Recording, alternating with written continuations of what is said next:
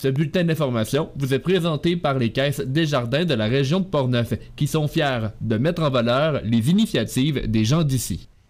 Nous sommes le jeudi 27 avril 2023. Ici Danick Julien et votre bulletin d'information communautaire Info CJSR.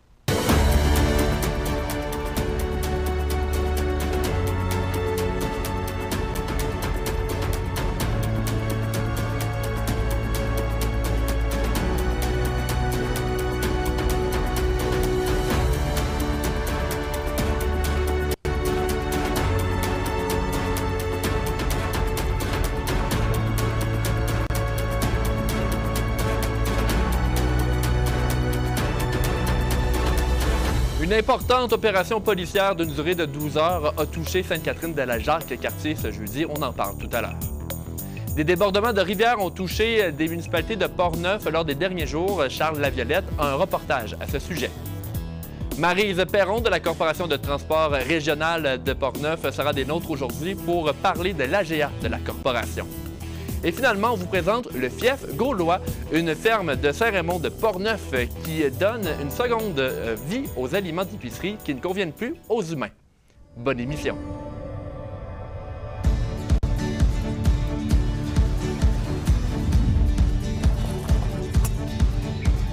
Ici, on se crée des souvenirs au fil des saisons et on vit au rythme de nos passions.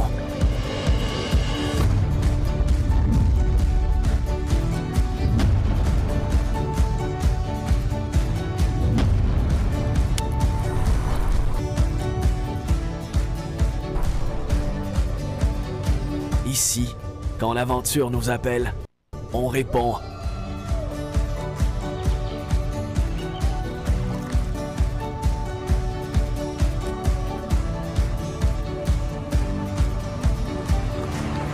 Ici, à Saint-Raymond, ma destination pour un séjour plein air réussi.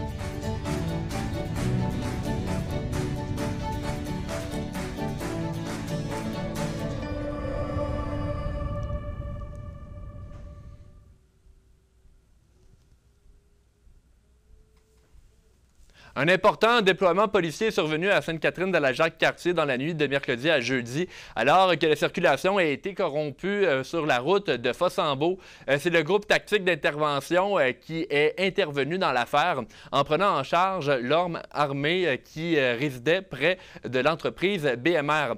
La circulation fut stoppée pendant approximativement 12 heures dans le secteur pour permettre aux policiers de faire leur travail.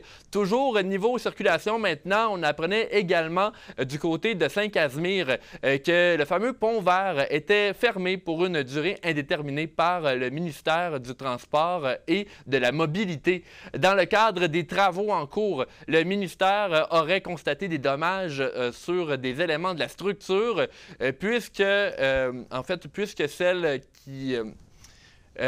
les dommages pouvaient causer beaucoup de problèmes au pont et c'est pourquoi on a décidé de le fermer. Des détours sont prévus via la rue Tessier notamment.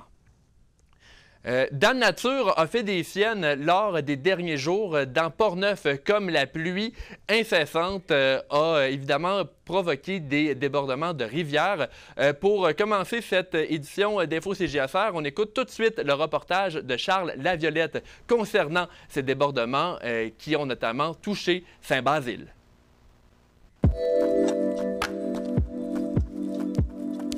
Avec les pluies des derniers jours, certaines rivières ont sorti de leur lit dans Portneuf, même si aucune inondation majeure n'a été signalée sur le territoire.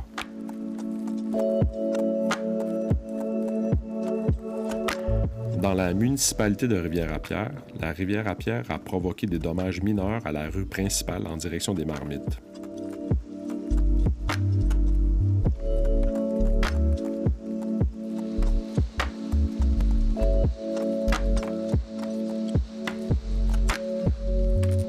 Saint-Basile, la rivière Portneuf a brièvement débordé, mais les riverains habitués aux crues printanières étaient bien préparés. Nous avons rencontré Cédric Plamondon, directeur du service incendie à la ville de Saint-Basile. Il rappelle l'importance d'être préparé au sinistre avec une trousse de survie de 72 heures qui comporte de l'eau et de la nourriture. Cédric Plamondon, je suis directeur au service incendie à la Ville de Saint-Basile. Je suis également coordonnateur adjoint aux mesures d'urgence pour la Ville de Saint-Basile. En fait, on a une inondation mineure là, dans le secteur du Rang-Sainte-Madeleine à Saint-Basile. Précisément, là, la route est fermée entre le 98 et le 104. Donc au 98, on peut se rendre d'un côté et le 104 de l'autre. Il n'y a aucune maison qui est isolée pour l'instant.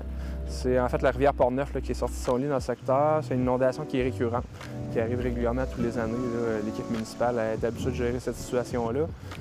Les citoyens également sont habitués là-bas de faire face à la rivière, ce qui est leur voisine un peu tannante au printemps.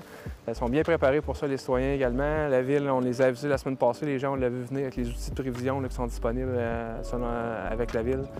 En fait, oui, c'est une station météo, une petite station météo maison qu'on a pour les opérations de la Ville. En fait, il y a entre autres un pluviomètre. Là. Nous, c'est l'outil qui nous sert le plus. Il y a également un outil qui mesure la vitesse des vents, la direction des vents, la température, la pression atmosphérique, ces choses-là. C'est un outil qu'on sert un peu dans notre planification, là, entre autres pour les inondations, puis pour nos mesures d'urgence quand il y a des tempêtes de vent ou des choses comme ça. On savait que la rivière allait sortir de son lit là, dans la journée d'hier, donc les gens avaient été avisés de se préparer en conséquence, de se préparer à protéger leurs biens, également à protéger leurs personnes en premier. La priorité, c'est les personnes.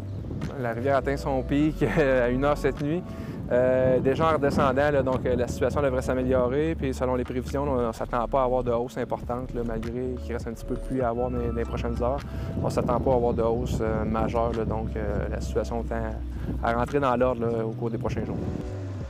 Le gros facteur, c'est les glaces. À ce moment-ci, il n'y a plus de glace. Les glaces étaient déjà parties, donc ça n'a pas été un facteur aggravant dans le cas. C'est la quantité de pluie là, qui a fait la différence. Jumelé avec un restant de fonte des neiges, il restait un petit peu de neige encore dans le secteur, là, même si en ville, on pense qu'il n'y a plus de neige. Dans le secteur plus boisé, il restait de la neige encore, donc ça allait apporter de l'eau supplémentaire. On estime à 60 mm de pluie qu'on a reçu depuis samedi soir ici sur le territoire, donc ça fait en sorte que les rivières viennent gonfler. C'est une petite rivière, la rivière Port-Neuf, qui réagit plus vite qu'une grosse rivière. Là, le bassin versant est relativement petit, la rivière est petite, donc les petits cours d'eau vont réagir plus vite, donc les débits, les niveaux vont monter plus vite, va également se résorber plus rapidement qu'un gros cours d'eau comme la rivière Saint-Anne à Saramon, par exemple. Si Dame Nature collabore, il ne devrait pas avoir d'autres problématiques, mais on est vraiment à la merci des quantités des systèmes météo qu'on va rencontrer. Mais non, du côté municipal, là, on espère qu'on va être passé. Le printemps va être terminé, on va se préparer plus pour la saison des feux de broussailles et ces choses-là qui vont être la prochaine étape dans notre gestion de mesures d'urgence.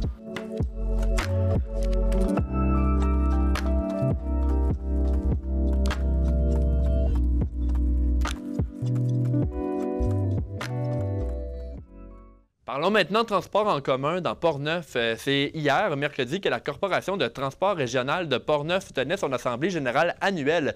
Pour en parler, nous avons avec nous ce soir la directrice générale de la Corporation, Mme Maryse Perron. Bonsoir. Bonsoir, merci beaucoup d'être avec nous. Ça fait plaisir. Maryse, comment ça s'est passé votre AGA là, hier, mercredi? Bien, ça a bien été. C'était une AGA qui était plaisante parce qu'on pouvait démontrer à nos membres puis aux élus qu'on a eu quand même une croissance, qu'on est en belle reprise post-COVID et qu'on chemine vers pour avoir un portrait qui ressemble sensiblement à avant la COVID. Et j'imagine quand même qu'avec la COVID-19, c'est à partir de là qu'il y a eu beaucoup de changements d'habitude chez une partie de votre clientèle. Et c'est là que vous avez dû vous adapter, j'imagine, à la corporation. Ça a changé énormément. Le plan, le portrait des déplacements des Portneuvois, notamment ceux qui vont vers Québec. Là. Il y a plusieurs technologies, les études à distance, le télétravail a amené un net changement dans les déplacements des Portneuvois, notamment sur les fonctionnaires. Il y a beaucoup de fonctionnaires qui habitent dans Port-Neuf qui utilisaient nos services, qui vont à Québec une fois semaine plutôt que 5 fois semaine. Il y a les étudiants qui étudient à distance maintenant, qui vont à Québec 1 fois, 2 fois, 3 fois plutôt que 5 jours semaine. Donc, il y a un portrait qui est changé. On n'a pas totalement fini de l'établir, ce portrait-là. On croit qu'en septembre, on va être en mesure d'avoir la vraie réalité, la nouvelle réalité portneuvoise en frais des déplacements.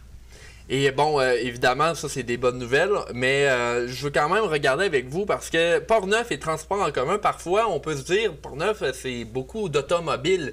Est-ce que le transport en commun, c'est quelque chose qui est viable en région comme dans Port-Neuf? Le transport en commun, il est là pour rester parce qu'il y a des objectifs de diminution de l'empreinte écologique que le gouvernement s'est fixé et qui nous a transféré la mission. Et il y a aussi diminué l'apport automobile sur les routes. Le bel exemple est Pont-Rouge présentement ou Sainte-Catherine où la congestion routière le matin puis au retour est quand même s'il y a moins de gens qui se déplacent vers Québec, est quand même palpable. On le voit très bien. Ça prend du temps à traverser les villes. Puis c'est d'autant plus réel à Québec. Et il va falloir... on a une croissance. Là, Portneuf croît. Là. Il y a de plus en plus de gens qui s'établissent ici. Et on ne pourra pas dédoubler puis élargir les routes pour faire circuler plus d'automobiles. Donc, il va falloir augmenter la part de transport, la part modale de transport collectif pour venir équilibrer les choses. La voiture est là pour rester là, encore un bon moment. Tout est fait, tout est bâti par un système de mobilité par automobile. On en est bien conscient, on le sait ça, mais il faut qu'on diminue l'empreinte écologique des automobiles, puis on va augmenter les offres de transport dans les prochaines années, 5-10 ans. Le gouvernement a donné comme objectif 2035. Et qu'en 2035, le portrait va avoir changé. Il reste 12 ans. Là. Il reste 12 ans, là. Mais c'est pas loin de 12 ans. Il faut prévoir pour les 5 prochaines années, puis il faut mettre la table. Et bon, quand même, il y a quelques semaines, Maryse, le gouvernement de la CAQ annonçait une possibilité de financement qui allait jusqu'à 1,2 million de dollars dans la province entre 2022 et 2025 pour que les municipalités, mais aussi les organismes de transport collectif, puissent accroître l'utilisation de ce transport-là. Que fut la réaction pour le CTRP? C'est 1,2 million pour juste la MRC de Portneuf, là? Oui. Non, on est content. On est content. On avait... jusqu'à cette annonce-là, on avait le droit à 250 000 par année, c'est tout. Là.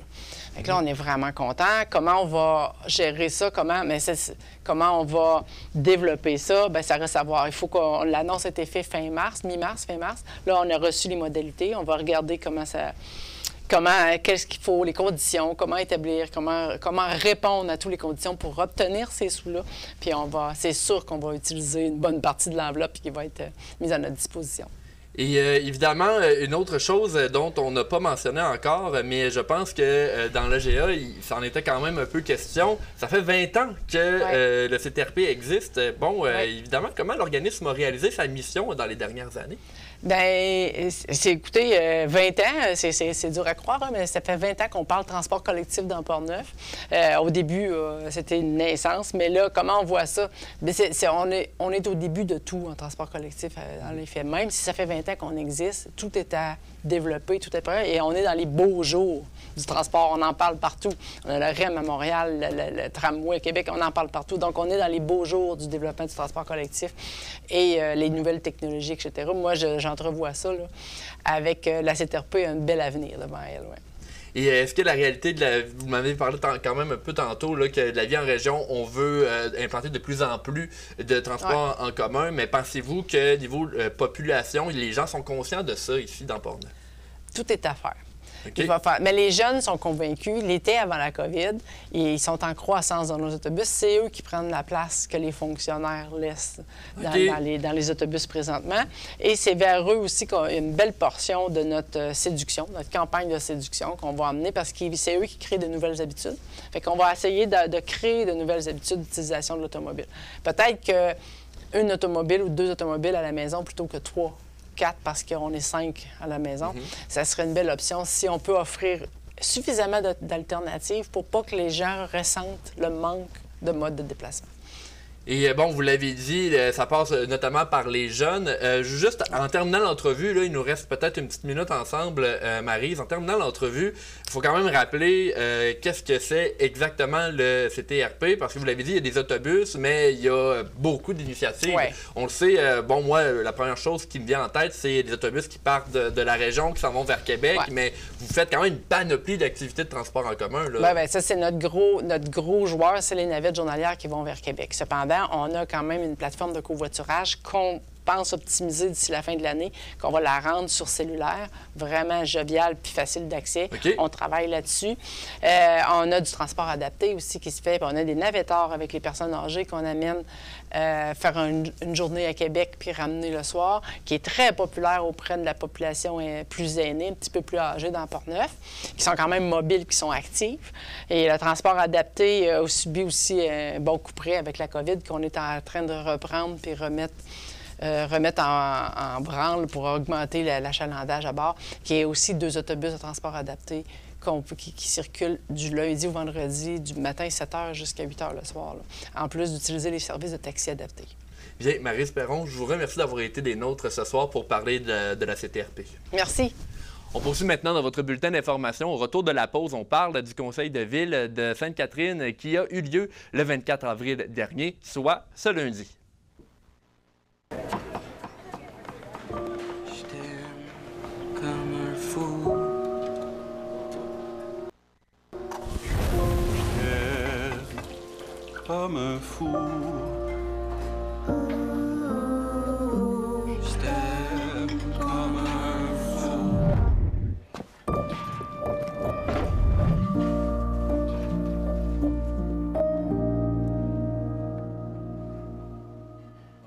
Je peux pas trop vous en parler maintenant, là, mais oui.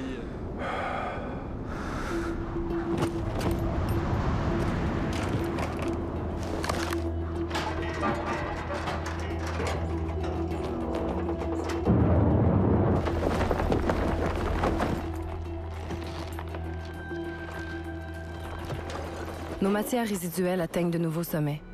Pensons à réduire, à réutiliser, à réparer. Pensons à mieux consommer. Comme vous le savez, le 10 juin prochain, ce sera la nouvelle édition du Relais pour la vie qui va avoir lieu à Donnacona. Il s'agit d'un événement bénéfice au profit de la Société canadienne du cancer qui aura lieu le 10 juin prochain au parc de Donnacona. Bien que plusieurs équipes soient déjà en mode financement, comme l'équipe de gaz à soudure Neuville qui est venue nous rencontrer il y a quelques semaines, l'organisation du Relais va tenir un lancement officiel de la période de recrutement le 2 mai prochain à la brasserie La Fosse de Donnacona. Le lancement va être supporté par le président d'honneur, M. Jean-Claude Léveillé, le maire de la ville. Restons toujours à Donnacona dans les nouvelles, comme la série opposant le Métal Perrot au Bellemare de Louisville n'est pas terminée. En effet, le Métal Perrot de Donnacona s'accroche dans cette série alors que la troupe montée par Luc Thibault, qu'on voit à l'écran, fait face à l'élimination lors de la dernière fin de semaine. Il se trouve que le Bellemare de Louisville a remporté 3 matchs de cette finale dans la LHSAAQ, la Ligue de hockey senior 3A du Québec, vendredi dernier en prolongation par la marque de 4-3. Cette situation a poussé Donnacona à faire face à l'élimination samedi. Heureusement, une victoire par la marque de 6-5 a permis à l'équipe de rester dans la compétition. Le match 5 de la série se déroulera à Louisville le 29 avril prochain. Si un match 6 est nécessaire dans la série, ce sera évidemment du côté du Métal Perrot. Les partisans pourront se rejoindre à l'aréna de Donnacona le samedi. De nouveaux ateliers d'initiation sont disponibles pour inciter les femmes de la capitale nationale, incluant Portneuf, à se lancer dans la politique municipale. Selon ce que l'on peut dire et peut voir dans le communiqué qui a été acheminé par le réseau Femmes et politique municipale, les ateliers de démystification du rôle d'élu sont offerts en 3 séries de 3 rencontres sur la côte de Beaupré, dans Charlevoix, mais également ici même dans Portneuf. En alternance avec des visioconférences et des rencontres présentielles, les participantes seront accueillies dans les conseils municipaux de la région. Des témoignages d'élus et des séances pour le leadership et les communications publiques leur permettront de parfaire leur connaissance de l'appareil consultatif municipal tout en développant leur confiance et habileté de communication. Pour comprendre davantage ce que seront ces ateliers cette initiative, nous avons discuté un peu plus tôt avec Lise Pilote, la coordonnatrice du réseau. Alors voici cette entrevue. Bonjour, Danick. Merci de m'accueillir. Eh bien, merci d'être avec nous pour parler de cette belle initiative-là. Premièrement, Lise, qu'est-ce que c'est que le réseau Femmes et politique municipale? Alors, nous, on existe depuis plus de 10 ans, depuis 2011, dans le fond. On accompagne les femmes intéressées à s'impliquer en politique municipale et éventuellement à se présenter pour être conseillère ou mairesse. Et même une fois élues, on les accompagne aussi pour les aider à réseauter, à supporter leur démarche, à les documenter, les informer. Et donc, s'assurer comme ça, dans le fond, qu'elles aient le goût de s'impliquer, qu'elles aient le goût de devenir une élue et qu'elles aient le goût de demeurer une élue. Et là, cette semaine, ça a commencé parce qu'il y a des sites de rencontres, en fait, autant sur la côte de Beaupré, dans Charlevoix, mais aussi dans Portneuf, qui débutent. Parlez-nous un peu de comment on est arrivé à ce projet-là. Ces séries-là ont été développées. Au départ, notre projet souhaitait favoriser l'inclusion des femmes dans toute leur diversité. C'est-à-dire qu'on voulait essayer de voir, comprendre comment les femmes pouvaient être mobilisées davantage et s'impliquer davantage dans leur municipalité. Puis là, on s'est dit, au niveau de l'inclusion, y a-t-il des groupes, des types de femmes qui sont laissées en laisse, puis qu'on pourrait quand même motiver, mobiliser, par leur âge, les jeunes femmes, les jeunes mères, les femmes issues de la diversité culturelle. Donc, ça partit un peu de cette idée-là. On a fait des démarches de recherche et on a fait surtout un sondage qui a circulé auprès de tous les élus et les groupes communautaires, autant de la région de Portneuf que les autres MRC de la région de la Capitale-Nationale. Et par la suite, on a, à partir des données qu'on avait recueillies, nous sommes allés consulter et rencontrer les conseils des maires. Et on a été accueillis à Portneuf et en jasant avec les élus, on s'est aperçu qu'il y avait un problème très important de recrutement. Madame Pilote, est-ce qu'on pourrait dire donc qu'il y a peut-être un manque de connaissances générales auprès des femmes envers la politique? Parce que là, comme vous avez dit, dans vos activités, vous voulez pouvoir un peu expliquer qu'est-ce qui se passe et c'est quoi les dossiers qu'on traite, mais est-ce qu'à la base, il y a un manque de connaissances à ce niveau-là? Je ne pense pas que ce soit nécessairement un manque de connaissances, mais peut-être un manque de sensibilité ou face au rôle d'une élue. Parce que c'est sûr que quand tu deviens une conseillère municipale ou mairesse, ben tu deviens aussi une personnalité publique. Les gens vont s'adresser à toi, les gens, tu vas devoir demeurer à l'écoute de tes gens. Donc, il faut être conscient du travail que ça représente, puis en même temps de voir que c'est faisable. Parce que les femmes, au niveau, ont quelques freins qu'on a notés. D'abord, le frein des compétences. Les femmes veulent souvent avoir une liste d'épicerie, une grande liste, de tout avoir les compétences, tous les diplômes avant de faire quoi que ce soit. Mais là, on se dit non, au niveau municipal, on a besoin autour de la table des gens qui ont toutes sortes de compétences, mais pas obligé d'avoir toutes ces compétences-là pour être actifs et faire un bon travail.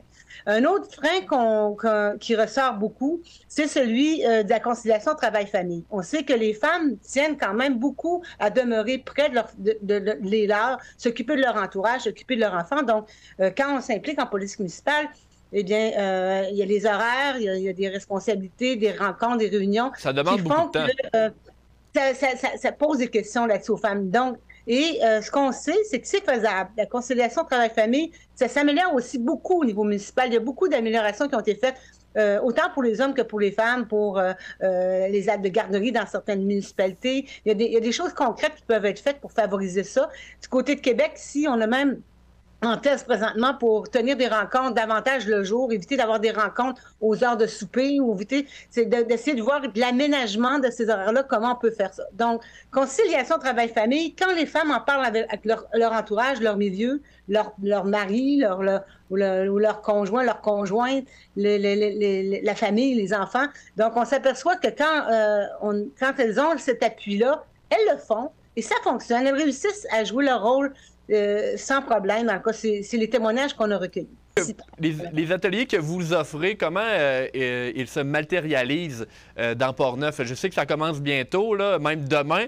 Mais alors, demain, on a une première activité. On ne ferme pas la porte à personne. Ça se peut que ça augmente le nombre, là. Présentement, on a 10 personnes d'inscrites pour demain soir. Et la première, dans le fond, les ateliers, on les a construits pour... nous, on n'est pas là pour donner ce n'est pas des cours universitaires. C'est une forme de la formation en réseautage. Donc, ce sont des ateliers d'information qu'on donne. Et donc, demain, on débute par la présentation d'un témoignage, une entrevue témoignage qu'on a réalisée avec les 2 mairesses de Portneuf, dans Portneuf, de Saint-Casimir, Mme Lise Baillargeon, et Daniel du Ouellet. côté aussi, Daniel Ouellet de Rivière-à-Pierre. Rivière-à-Pierre, voilà.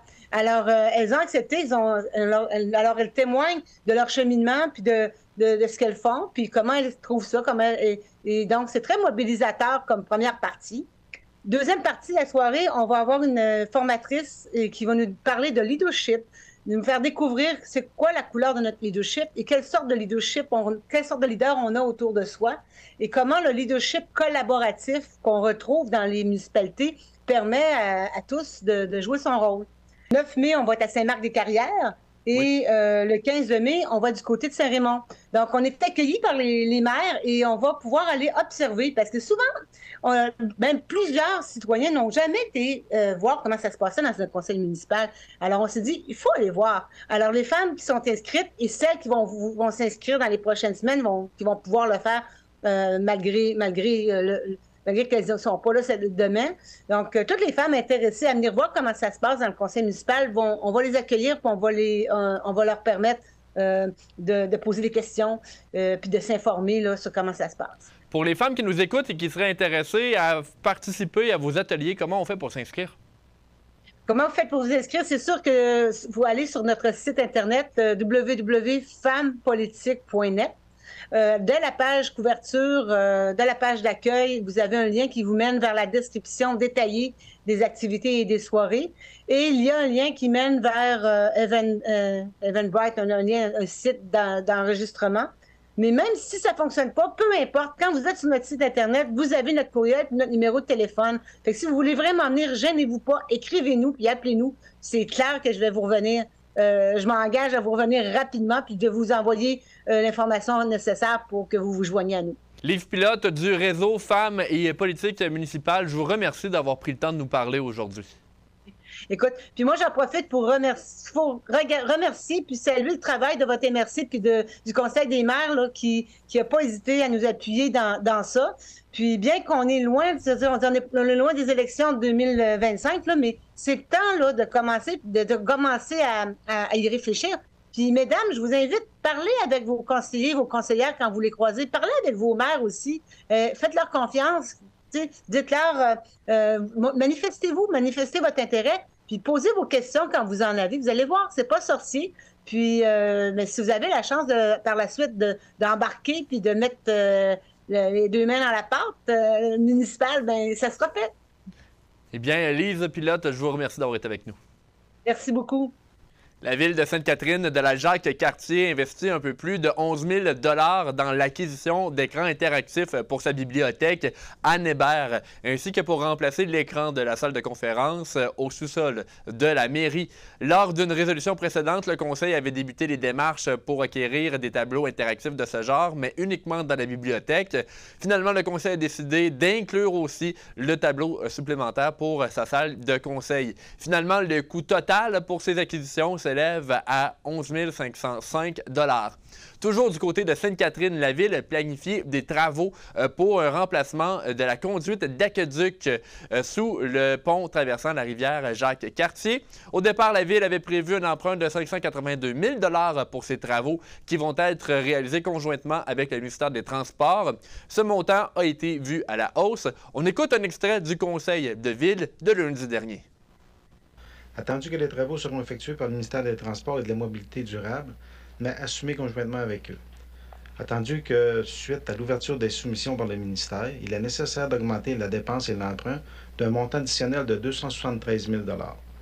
Attendu que la somme nécessaire pour le remplacement est maintenant estimée à 855 000 $. Attendu qu'il est nécessaire d'effectuer un emprunt total de 855 000 $ pour financer le coût des travaux. Attendu qu'un avis de motion de la présentation du présent règlement a été donné lors de la séance ordinaire de ce Conseil tenue le 11 avril 2023.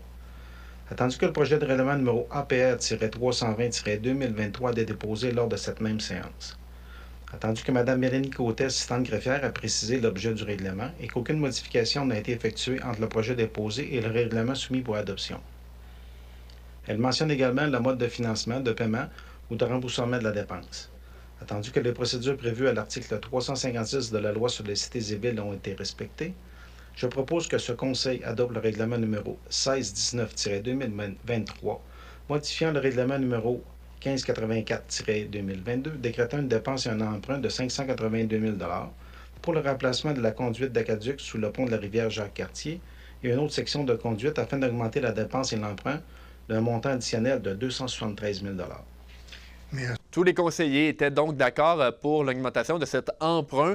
Dans le même ordre d'idée, une autre augmentation additionnelle de 113 000 $ est nécessaire pour, dans un autre dossier, le remplacement de la conduite d'égout sous le pont de la rivière Jacques-Cartier. Pour ces travaux, le montant total s'élève maintenant à 446 000 $ au lieu des 333 000 prévus au départ. Hier avait lieu une présentation importante à Donnacona pour expliquer ce qui attend la ville, mais surtout le vieux Donnacona, comme on tente de dynamiser le centre-ville. C'est l'organisme nommé Rue Principale qui a rédigé un rapport de plus d'une centaine de pages pour expliquer ce qui peut être fait au centre-ville de Donnacona. 5 chantiers prioritaires ont donc été identifiés après avoir discuté avec les citoyens au cours de la dernière année. On entend Pablo Toledo Gouin de la Rue Principale sur ces 5 chantiers. Le premier chantier, c'est l'aménagement du site Notre-Dame et de l'Église, donc le terrain vague là, présentement.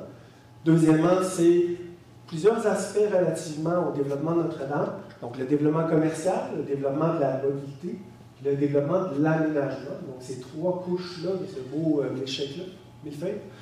Et troisièmement, la bonification de l'offre écolo-touristique et culturelle, encore la question du 4 saisons, du fameux hiver qu'on a. Comment est-ce qu'on s'en tire, comment est-ce qu'on peut profiter de ça, maximiser, bonifier donc ce qu'on a avec l'hiver. Quatrièmement, le renforcement de l'encadrement patrimonial. Donc, on a déjà des bases assez solides, est-ce qu'on peut en donner un petit peu plus? Comment? Cinquièmement, le renforcement de la connexion piétonne et création d'un parcours d'ambiance. Donc, interrelier les chantiers en soi, les points d'ancrage, les points d'intérêt, d'une façon qui favoriserait encore plus les déplacements des gens, puis bien sûr, le meilleur flux pour ce qui est des commerçants, pour ce qui est des commerces et des services également. Une chose est claire concernant le segment qui vise à renforcer la circulation piétonne. Des secteurs du centre-ville de Donnacona pourraient même voir leur limite de vitesse diminuer. On écoute à nouveau M. Toledo Gouin. La première, ça serait une révision de la vitesse autorisée à 30 km/h. Pour un petit tronçon, là, le cœur de Notre-Dame. Donc, passablement, là, genre de l'hôtel de ville à de l'église, sur Notre-Dame. Donc, à peu près ça.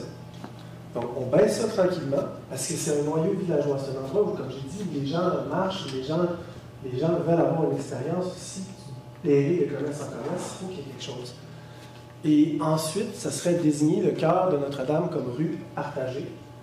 En français, ce que ça veut dire, ça, c'est une rue où tu as de l'auto qui va plus bas, il y a de la vitesse c'est à 20 km/h, en une petite portion, des vélos, puis des piétons. C'est le cas notamment de la place Valois dans Hochelaga, quartier Hochelaga-Maisonneuve. Que certains concepts que l'on retrouve dans ce rapport, Donnacona a déjà budgété 40 000 $ cette année pour le développement de son centre-ville, ainsi que 100 000 $ pour chacune des 2 années suivantes. Au retour de la pause, un intéressant reportage sur le fief gaulois, une ferme de Saint-Raymond-de-Portneuf qui donne une seconde vie aux aliments pour nourrir ces animaux. Restez des nôtres. Les bénévoles sont partout. Nos activités sportives, de loisirs et de plein air sont rendues possibles grâce au travail de bénévoles. Ici, les bénévoles vous permettent de faire du sport dans votre quartier. Ici, les bénévoles participent à la tenue d'événements locaux. Ici, les bénévoles assurent l'entretien et la signalisation des chemins de randonnée. Dans votre centre communautaire de loisirs, votre association sportive ou votre club de plein air, tout prend vie grâce aux bénévoles. Je suis là. Me vois-tu? Nous sommes 11 nations distinctes. 11 façons de vivre ici. Wendat. Iyo. Kanyagahaga. Mi'kmaq. Abenaki. Wolastogoy. Innu. Adikmak. Anishnabeh. Naskapi. Inuit. Maintenant, tu nous vois. Et c'est le début de quelque chose. Petit complément d'information concernant Donnacona. Évidemment, on parle de rendre plus dynamique le centre-ville. Maintenant, situé sur les anciennes terres du domaine de la Renardière à Saint-Raymond, le fief gaulois est une ferme familiale qui élève des animaux dits rustiques. Et oui, et même une campagne de sociofinancement est en cours pour aider les propriétaires. Voici notre reportage. Depuis 2011, le fief gaulois est une petite ferme du chemin de la Rivière-Verte à Saint-Raymond-de-Portneuf qui prend à cœur le recyclage des ressources alimentaires. Opérée par le couple formé par Alexandre Normand et Clémence Rigaud, la ferme élève des animaux dits rustiques pour leur viande, leur œuf, mais aussi leur laine. Notre objectif est d'avoir d'avoir une variété d'espèces animales pour avoir une variété de production qui puisse fournir notre famille. On a commencé comme ça, dans un but un peu d'autonomie. Et puis finalement, petit à petit, nos proches, les gens sont intéressés. On a fait goûter, ils aimaient ça, puis on s'est développé. On a par exemple ici la poule Chanteclair, qui est une race vraiment emblématique du Québec, qui est rustique, moins 40, plus 40, elle est dehors, elle est heureuse, elle est bien. C'est une race à 2 fins qui fait de la chair, qui produit des œufs. On a des porcs rustiques aussi qu'on est capable de garder en extérieur, qui sont un croisement de Berkshire et de Waldwater. On a des vaches Highland, on a des moutons islandais. Pareil, c'est toutes des races qui vont suivre les cycles, qui vont être capables de rester le maximum dehors. Et puis on fait le meilleur pour eux au niveau des installations pour qu'ils puissent aller en plein air toute l'année. Ces animaux sont principalement nourris avec des produits provenant d'épiceries ou de microbrasseries qui ne peuvent plus être consommés par les êtres humains. Des entreprises d'ici participent à ce procédé qui permet de recycler des tonnes d'aliments chaque année. Au niveau de la distribution des aliments, on va aller prendre un déchet maintenant pour que ça devienne vraiment un aliment, des aliments pour nos animaux. Honnêtement, on est vraiment fiers. On a fait le calcul dernièrement, puis c'est 90 tonnes annuellement là, de déchets qu'on revalorise. 90 tonnes. Que là, ensuite, on peut la réutiliser. 90 tonnes, c'est ça qui va devenir un intrant vraiment positif là, pour nos animaux. En fait, les cochons, là, ils vont se régaler de drèche de microbrasserie. C'est nous qui absorbons 100% de la drèche du Roquemont, très bonne microbrasserie de Saint-Raymond. Puis on fait aussi là, un bon pourcentage de la fausse, très bonne microbrasserie de Nakona. Pour nos animaux. Sinon, on va ramasser les fruits et légumes de chez Avril Le Bourgneuf puis Avril Place de la Cité. La même chose, ça, c'est 100% là, de leur... ce qui est plus comestible pour les êtres humains. Il y a un partenariat qui est fait avec les gens les plus démunis qui vont être capables de faire de la transformation pour l'alimentation des gens les plus démunis. Mais ce qui ne peut pas être transformé, en fait, c'est nos animaux ici au fief gaulois qui vont les manger. Au Québec, en 2023, les jeunes familles pratiquant l'élevage des animaux de la ferme se font rares. Pour Clémence et Alexandre, c'est l'attrait vers l'indépendance alimentaire qui, au départ, les a lancés dans ce mode de vie. Je pense avec, il y a beaucoup le volet résilience. On est vraiment des fans d'autonomie, en fait. On aime beaucoup produire ce que l'on fait dans plusieurs domaines, mais là, si on s'attarde vraiment à l'alimentaire, veut pas, la meilleure façon de garder de la viande, c'est des animaux vivants dans le champ. Là. Donc, on est, de par notre mode de vie qui est très chronophage, puis qui est quand même... peut-être que pour répondre à ta question, pourquoi est-ce que ça se passe, c'est que c'est beaucoup d'efforts. C'est quand même une vie qui est, on va dire, difficile, mais qui est vraiment, vraiment, vraiment, vraiment valorisante. Donc moi, à mon aspect à moi que je vais développer, je te laisse parler après Clémence, je dirais que c'est vraiment le côté résilience alimentaire, d'avoir toujours notre garde-manger est plein. On a des super bonnes pièces de viande, on peut aller les sélectionner, j'ai pas vraiment besoin d'aller à l'épicerie ou aller à telle boucherie. Je m'en vais au sol puis on se dit, hey, ce soir, est-ce qu'on se mange des gros T-bones épais comme ça? Ben oui, on a ça en stock. Et puis écoute, en fait, je pense que c'est sûr que moi, j'ai eu la chance de vivre ce rythme de vie-là, puisque mes parents sont agriculteurs, mes grands-parents l'étaient, mes arrière-grands-parents aussi, donc c'est sûr qu'on était déjà baignés dans les cycles. Nos vacances, on allait ramasser des pierres, on faisait la moisson, c'était ça la beauté de tout ça, on allait chez d'autres amis qui avaient des animaux. Pour moi, c'était ça la vie, puis pour moi, c'était dans ce cadre-là que je voulais élever mes enfants, puis je voulais le partager avec eux. Parce que j'ai plein de souvenirs de ça, puis c'est génial ce qu'on leur fait vivre, qu'ils comprennent ce qu'il y a dans leur assiette, la qualité de ce qu'il y a dans leur assiette, mais le travail qu'il y a derrière, puis l'importance de respecter les animaux dans tout ça, puis que si toi, tu veux manger des bonnes choses, il faut que tu travailles pour produire des bonnes choses. Selon Alexandre, c'est un mode de vie valorisant, mais ce n'est pas un mode de vie qui est facile, comme il faut s'occuper des animaux à chaque jour de l'année. Toujours selon lui, le fief gaulois permet en partie aux animaux de la ferme d'en revenir à leurs instincts naturels. On dira peut-être pas sauvage, mais on va dire qu'ils vont vraiment retrouver leurs instincts, puis c'est vraiment ce qu'on adore. On a les images là, des vaches, on va dire, parquées dans quelque chose de restreint. On a vraiment la chance, on va faire la transhumance, c'est une petite transhumance. Ils quittent leur enclos d'hiver. Là, dès que l'eau va pouvoir se rendre jusque dans l'enclos du fond, on va être capable de leur offrir là, grosso modo 150 000 pieds carrés de terrain, puis c'est vraiment des vallons. Donc, ce que ça fait, c'est que quand mes 2 vaches gestantes vont mettre bas, ben les autres veaux ou celle qui n'a pas mis bas, elle va pouvoir être un peu sur ses gardes, aux aguets pour être capable d'observer. Parce qu'il faut quand même pas oublier qu'on est en dessous des terres de la couronne. Il peut y avoir du loup, il peut y avoir du coyote, il peut y avoir de l'hybride. C'est pour ça, c'est un mix là, entre les coyotes et les loups. Il peut en avoir. C'est pour ça qu'on pourra peut-être le présenter, mais qu'on a notre... à l'arrière-plan, c'est drôle qu'il soit là. On a Dragoul, notre chien berger. C'est un mélange de gants parméniens puis de berger d'Anatolie, avec un petit peu de montagne des Pyrénées. Notre berger, lui, il va patrouiller au complet. Fait que au niveau des odeurs, c'est sûr que lui, il est capable de scanner pour savoir s'il y a quelque chose de différent. On a déjà eu des incursions de coyotes. Heureusement, bon, ils avaient attaqué des chevreuils dans la forêt. Ils n'ont pas attaqué nos animaux. Mais quand justement, on a nos vaches qui vont mettre bas dans le fond du terrain, on est quand même à peu près à 1 kilomètre des terres de la couronne. Donc, ce que ça fait, c'est que oui, déjà, les vaches, elles vont être sur la watch, elles vont être capables là, de se protéger. Mais on a notre berger que s'il y a quelque chose, il va nous réveiller. Moi, techniquement, je vais pouvoir sortir pour aller porter assistance. Puis lui va déjà être un bon à l'avance pour pouvoir là, réduire la menace. Dans les projets en cours au fief gaulois, on retrouve la future construction d'une nouvelle chambre froide pour pouvoir assurer la bonne préservation des denrées qui proviennent des épiceries et des microbrasseries. Il y a d'ailleurs une campagne de financement en cours à ce sujet. En fait, il ne faut pas hésiter à nous contacter. En ce moment, sur la campagne de sociofinancement, on offre beaucoup d'exclusivité. On essaie d'ouvrir nos portes, c'est-à-dire qu'on offre des visites. Les gens peuvent venir nourrir. Fait que ça, c'est pour sensibiliser petits et grands. C'est chouette de voir d'où vient la viande qu'ensuite on a dans nos assiettes. Et puis, c'est chouette pour nous de partager notre mode de vie, de partager nos valeurs, de rendre ça accessible. On a aussi sorti, par exemple, notre saucisson qui n'était pas encore sorti ailleurs. Fait que n'hésitez pas à aller sur notre site Internet ou notre page Facebook ou La Ruche. Vous allez pouvoir voir tout ce qu'on fait puis tout ce qu'on est capable de vous offrir en ce moment. Les produits du fief se retrouvent notamment au dépanneur Marie-Claude de Saint-Raymond, à la fromagerie du Mouton Blanc de Pont-Rouge, mais aussi à la fromagerie des Chambeaux-Grondines. C'était Danick Julien pour CJSR. Poursuivons maintenant avec notre volet un peu plus culturel parce que dans quelques semaines, même quelques jours, la saison 2023 va commencer pour la vallée secrète de Saint-Raymond. On a discuté un peu plus tôt aujourd'hui avec Madame Sandy Blackburn. La voici, cette entrevue.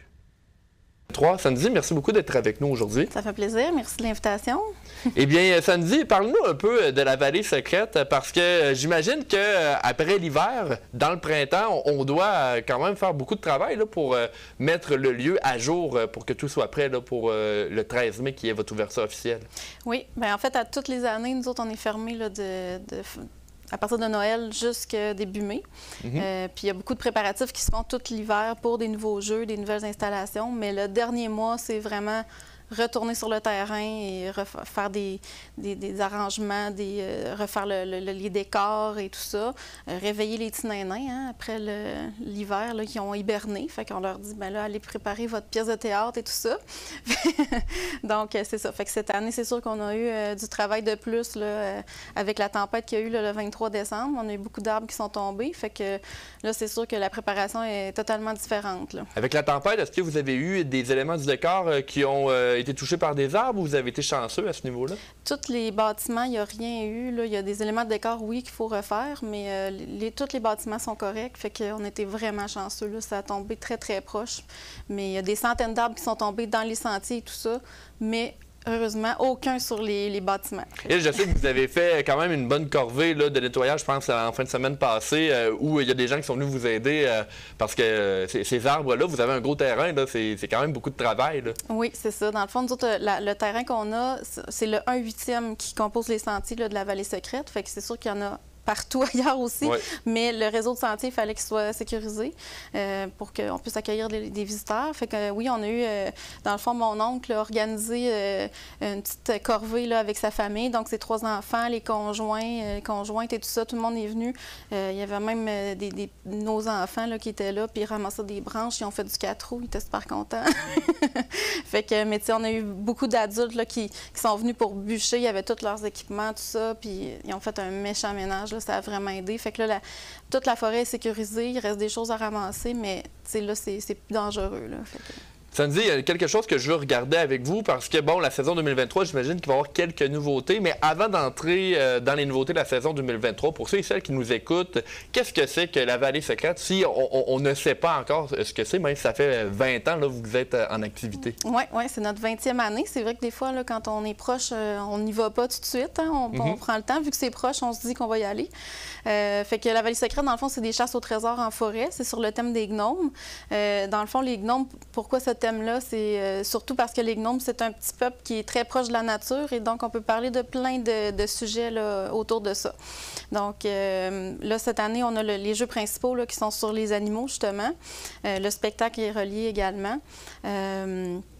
Puis c'est ça, il y a comme une douzaine de parcours là, différents. Là. Même on peut faire des forfaits anniversaires, des choses comme ça. Là. Et justement, bon, 12 parcours, j'imagine que là, vous avez des nouveautés de prévues cette année. Qu'est-ce que c'est que les nouveautés à la Vallée Secrète? Oui, dans le fond, là, on a travaillé tout l'hiver sur un nouveau jeu qui va sortir, par contre, en 2024. Okay. C'est un jeu sur les traces des animaux. Donc, on a des moulages de traces. Les jeunes vont pouvoir toucher à ça. Il y a vraiment beaucoup d'informations sur les... C'est basé sur les 5 sens là, des animaux. Le jeu en tant que tel, ça va être un jeu avec comme des marble run, là, des jeux de billes. Oui. Alors, c'est un jeu très, très compliqué. Puis l'hiver prochain, on va plancher sur les jeux de billes, finalement. Fait que ça va être ces 16 stations différentes, 2 jeux de niveaux différents. Donc, 5, 8 ans, 9, 12 ans. Fait que ça, on va continuer à travailler cette année là-dessus pour l'été prochain. Mais c'est très bien avancé. Puis cette année, on pense pouvoir mettre en exposition ce qui a été fait déjà. Là, les gens vont pouvoir voir un peu ce qui est avancé là, déjà dans ce jeu-là. Pour les nouveautés de cette année, c'est qu'on donne accès à un autre jeu là, qui n'était pas accessible avant. Donc, c'est des jeux avec le poste interactif, c'est comme une grosse clé géante. Puis, c'est l'Odyssée des téméraires et l'Odyssée des intrépides. C'est pour 5, 8 ans, 9, 12 ans, encore une fois. Fait qu'on a comme 2 nouveaux parcours là, qui vont être accessibles à tous. Là. Et là, de ce que je comprends de ce que vous me dites, même quand on est dans l'entre-saison, là, en hiver, il y a quand même beaucoup de travail. Il faut planifier des nouveautés, des choses. Donc, c'est tout que travail, là, la Vallée Secrète. Oui, ça nous occupe à temps plein. Là. Dans le fond, on est 4, mes parents, moi, puis ma belle-sœur qui est la graphiste. Là. Ça nous occupe à temps plein. Là. Puis même, il y a des gens qui viennent se greffer là, à temps partiel là, pour venir aider pour ça. Puis c'est sur les guides là, en été. Mais pour le travail, nous autres, c'est à l'année là, pour faire des nouveautés, des nouveaux jeux, aller chercher aussi là, la clientèle, les groupes scolaires, des choses comme ça. Là. Sandy, le secteur récréo-touristique, dans les dernières années, évidemment, a eu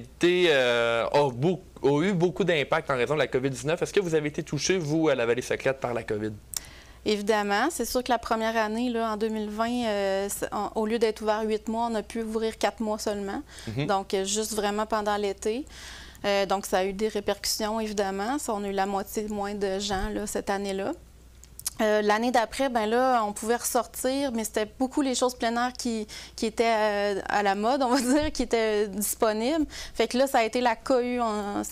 Pendant les 8 mois qu'on a pu ouvrir, ça a été la cohue, mais évidemment, c'est des montagnes russes. C'est pas naturel comme bassin là, de personnes qu'on avait.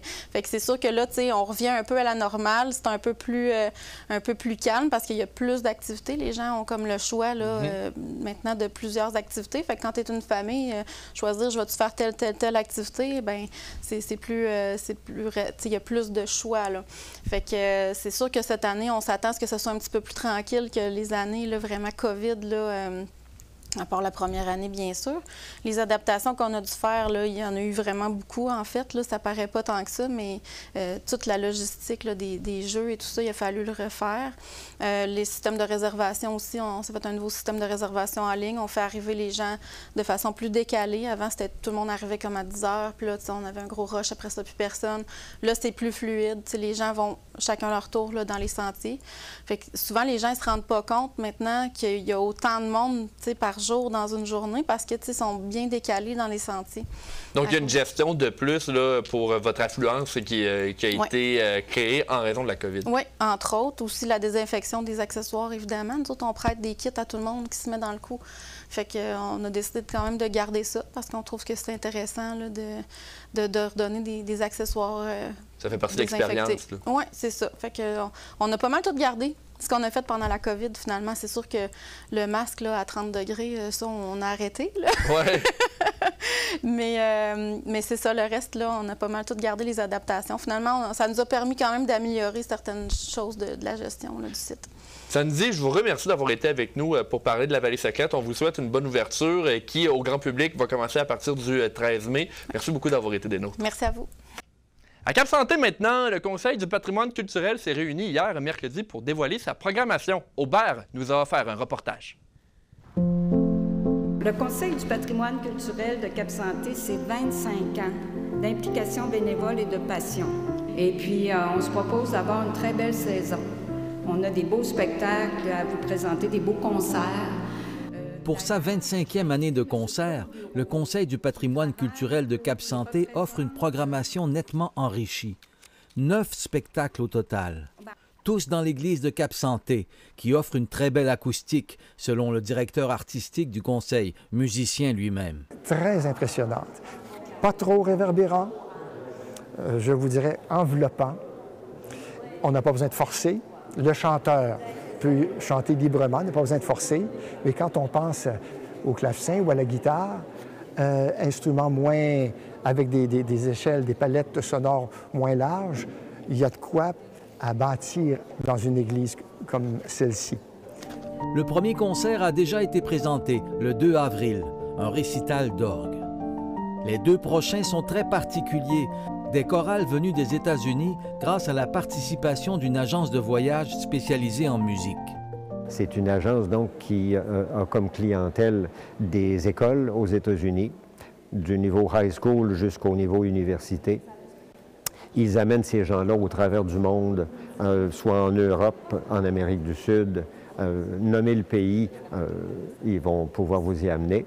Et ils organisent depuis donc le début des années 2000 des voyages dans la région de Québec, Montréal.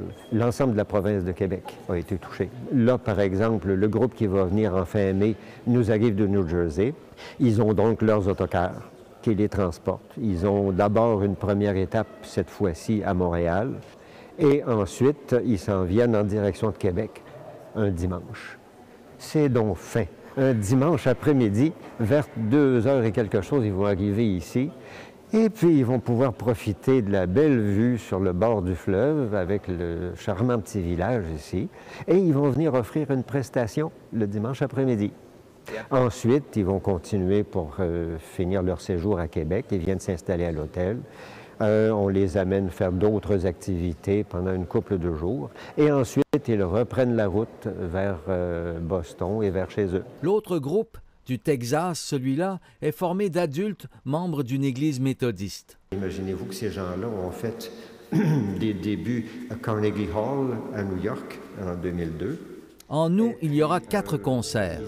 Le Quatuor Québec, le 6, Accordéus, le 13, un duo de pianistes qui jouera du Ravel et du Gershwin, le 20, et le trio Dolce, le 27. En septembre, l'Église accueillera le pianiste reconnu Alain Lefebvre. Et enfin, le 10 décembre, il y aura un concert de chant traditionnel de Noël. Aubert Tremblay pour CJSR. On poursuit avec notre prochaine entrevue dans votre émission Info CJSR. Et là, on est thématique parce que, vous le savez, le printemps est bien installé. Les Portneuvois, les Portneuvoises veulent se mettre ou remettre en forme. Pour parler de la remise en forme, nous avons avec nous ce soir la kinésiologue Véronique Sanson du Centre Forme-Action de Pont-Rouge. Véronique, bonsoir. Bonjour. Merci d'être avec nous. Véronique, bon, le printemps est arrivé, on a envie de faire du sport, mais quand même, il faut faire attention là, pour ne pas se blesser. C'est sûr qu'il faut respecter une certaine progression, surtout si on a hiberné un petit peu tout l'hiver puis qu'on se remet à être actif un peu plus là, avec le beau temps. Il faut suivre une certaine progression si on ne souhaite pas se blesser, évidemment. Là. Et évidemment, vous, en tant que kinésiologue et au Centre Action, vous encouragez en fait les gens à sortir et vous les épaulez, là, vous aidez les gens à faire des bonnes sorties pour que la remise en forme, ça fasse bien. Oui, bien, en fait, au Centre Forme-Action, on peut faire, en fait, on a des suivis là, qui peuvent se faire à domicile dans le sens des programmes maison. Là. Donc, on encourage effectivement les gens à être actifs à la maison, à l'extérieur, etc. On suit également les gens dans le centre là, directement. Puis c'est sûr qu'on les épaule en faisant des évaluations de la condition physique. Donc ensuite, en connaissant tout ce qui est problématique de santé, antécédents de blessure de la personne, on est capable de savoir par où commencer pour les remettre en forme là, vers l'été là, pour qu'ils puissent faire leurs activités là, estivales habituelles. Et selon vous, c'est quoi les meilleurs conseils qu'on peut donner à quelqu'un qui souhaite se mettre en forme? Je l'ai un peu mentionné au début, c'est d'y aller progressivement. Donc, essayer de ne pas vouloir commencer trop rapidement, trop d'entraînement dans la semaine, trop de durée d'entraînement à chaque séance. On y va vraiment progressivement, de 1, pour ne pas se blesser, parce que si on se blesse, on stoppe notre progression à ce moment-là. De 2, bien, pour ne pas se démotiver non plus. T'sais, si on part du sofa puis qu'on commence à être trop actif, bien, ça se peut qu'on se tanne rapidement. Là. Fait l'idée, c'est de maintenir une motivation à long terme pour être capable. Donc, être capable de mettre ça dans les bonnes habitudes là, et pas que ce soit perçu comme une corvée, j'imagine. C'est ça. T'sais, souvent, les gens ils vont avoir des objectifs qu'ils veulent atteindre trop rapidement. Donc, à la base, comme premier objectif, on devrait juste essayer de placer ça dans nos habitudes quotidiennes là, plutôt que de viser trop haut dès le départ. Donc, avoir une bonne discipline. Véronique, vous êtes kinésiologue. Pour ceux et celles qui nous écoutent et qui ne connaissent pas le métier de kinésiologue, qu'est-ce que c'est exactement? Oui, en fait, on est, comme on peut dire, spécialiste de l'activité physique, si on veut. En fait, nous, on va être capable de mettre en place des programmes d'entraînement un peu comme les coachs, mais la différence avec les coachs, c'est que nous, on a une formation universitaire.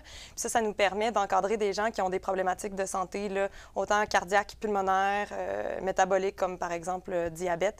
On peut également suivre des gens qui ont des blessures, qui sont en réadaptation physique, réadaptation mentale aussi. Là. Donc, on suit une panoplie de personnes, puis on est plus capable de les encadrer. Là. Véronique, le Centre Forme-Action est situé à Pont-Rouge. À Pont-Rouge, évidemment, on connaît beaucoup d'événements. Je cours Pont-Rouge, par exemple. Et bon, vous faites partie, je pense, du comité Je cours Pont-Rouge. C'est une course qui est très, très, très d'actualité parce qu'on va en avoir une encore cette année. Exactement. J'ai eu une réunion, une première réunion hier. Je suis nouvellement dans le comité de Je cours Pont-Rouge.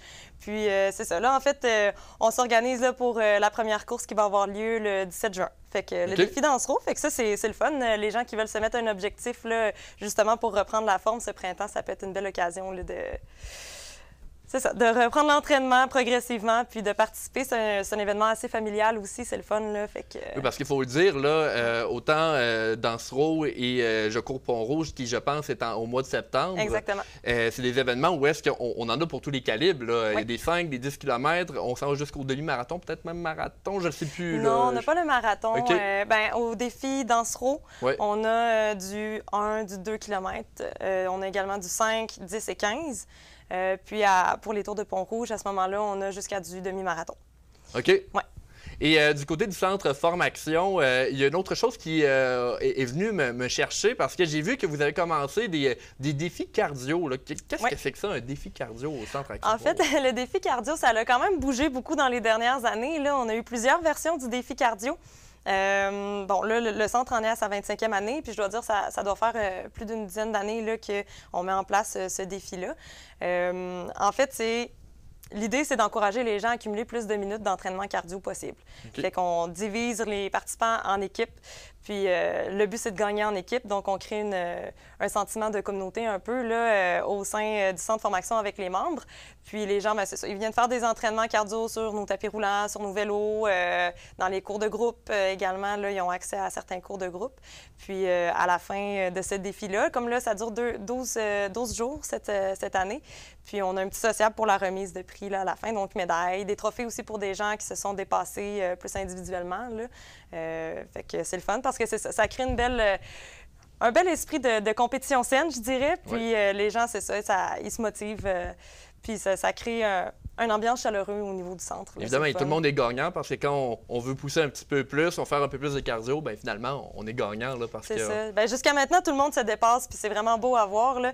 Des gens qui venaient, par exemple, s'entraîner 2-3 fois par semaine, bien, ils essaient de venir 5 fois par semaine. C'est sûr qu'on ne veut pas trop les pousser à faire trop de minutes rapidement, là, mais c'est des gens qui respectent leurs limites, puis ça se passe super bien jusqu'à maintenant, là, fait que c'est le fun. Véronique Sanson du Centre Forme-Action Pont-Rouge, merci beaucoup d'avoir été des nôtres ce soir, de vous être rendu disponible. On arrive maintenant vers la fin de votre émission Info CJSR. En terminant, je veux vous rappeler quelque chose qui est bien important pour notre émission, le bingo. Parce que vous le savez, la saison d'hiver va se terminer très bientôt et l'équipe du bingo CJSR Rivière cherche à trouver de nouveaux volontaires pour occuper des postes rémunérés. L'équipe cherche des animateurs, des membres de l'équipe technique, mais aussi un ou une responsable de la distribution des cartes dans les différents points de vente. Là-dessus, je vous souhaite de passer une excellente fin de journée, une excellente fin de semaine. Mon nom est Danick Julien. Merci à toute l'équipe d'avoir été des nôtres. Luc, Tony, Christian, Carole. Et nous, on se laisse sur des images de la rivière Sainte-Anne prise la semaine dernière.